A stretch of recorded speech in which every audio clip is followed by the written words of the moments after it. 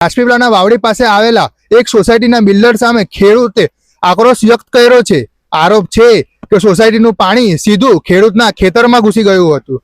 ત્યારબાદ પાકને ખૂબ નુકસાન થયો હતો। વહીવટી તંત્રને અનેક રજૂઆતો કરવા છતાં કોઈ યોગ્ય જવાબ ન આવતા ખેડૂત આખરે ધારણા પર બેઠા છે। આવો સાંભળીએ ખેડૂત શું કહે છે। જે મને આટલા વર્ષથી અમારા ખેતરમાં પાણી ભરાય છે। પહેલા નહોતું ભરાતું। જ્યારે આ બિલ્ડર દ્વારા અહીંયા ખુલ્લી કાસ હતી, એ બિલ્ડર દ્વારા અહીંયા નાની સાઈઝની મોટી સાઈઝની પાઇપની જગ્યાએ નાની સાઈઝની પાઇપ નાખતા અમારા ખેતરમાં પાણીનો અવરોધ થતા પાણી ખૂબ ભરાય છે અને દર વર્ષે મોટું નુકસાન થાય છે। અને તંત્રને અમે 20 મે 2026ના રોજ મામલતદારશ્રીને લેખિતમાં રજૂઆત કરેલી। એ લોકો ખાલી અરજી દ્વારા એ લોકો ખાલી કાચ સાફ કરાય છે, પણ જે પ્રશ્ન અમારો હતો કે પાઇપ કઢાવવાનો પ્રશ્ન હતો, એ લોકોએ પાઇપ નથી કાઢી। એના લીધે અમારા ખેતરમાં પાણી ભરાય છે અને મોટું નુકસાન થાય છે।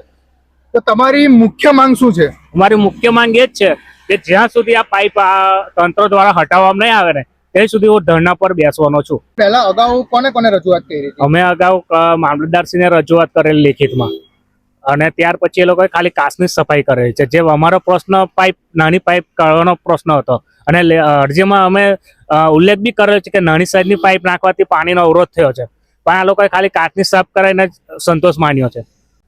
શું નામ તમારું? વસાવા હેમંતભાઈ દશરથભાઈ।